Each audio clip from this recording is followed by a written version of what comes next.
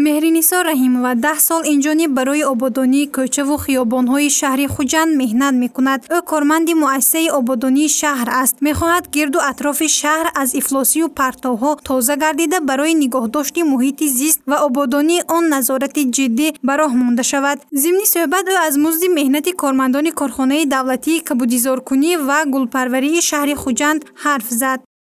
ما همین زمین گردی عیاشگیم کار کردگی تا حالیه. همه رهو و یاشا و التماس موسیقی نپاتان شروع کنیم. همه آبادانی شهر و ما چندین سال ایسه کار میکنیم. همه شهر برای شروع شدن برای یاشا و همه چاق زند و حواسش بیاد گفته کار میکنیم. اکو همین من التماس هم همین که بهار و زمستان کار میکنیم. همین ما و یک مثال اکو کلانایم مثال گجا شهرایم سال همین نظارت کنن همین هوا آیلیکاشانه سال اضافه کنن همین کار میکنیم. بهار و زمستان دادی میام میشد دادی پا میشد برای همین آبادانی شهر با شروع کنیم. با من بارون نمیگویم برف نمیگویم عمده همین کنیم و بریم که همین بینور نیستن. همین بیدگر دنیای گل موسیقی پامپرس میپاتون چند قدر با کلاشکوی غرانده میپاتون این کارهایی نکنن یا شما من التماسم همین.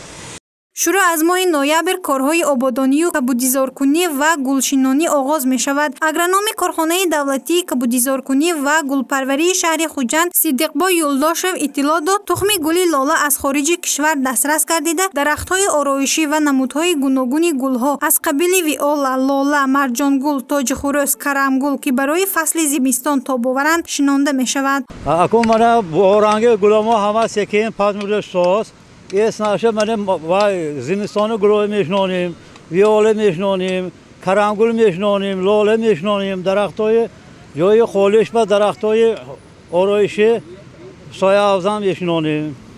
همون با تیاره دیسادیم. شده باشه کنده جای تیار کرده کلان کرده تیار دیسادیم ده. مقصد همین شهر ما آباد کرده. یک تن میهمانو بیاد من اینجا انسان بوده است. همه جای آباد کردگی باز.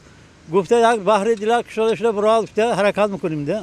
حالا قهرمان گزارش ما مهرینیسا با همکارانش زمین را برای شیناندن گلهای زمستانه آماده کرده آن را از گلهای خشک شده تازه میکنند. میگوید که در یک سال 4 مرتبه گل شینانده می شود. وابسته به خصوصیت و تاباوریش برای همه گلها موافقت اقلیم را سنجیده اند. این امکان میدهد که مرکز ماموری ولایت تمام سال گلپوش باشد. گزارش منظور بختیارزاده نسیم رحیموف برای برنامه اطلاعاتی خبر.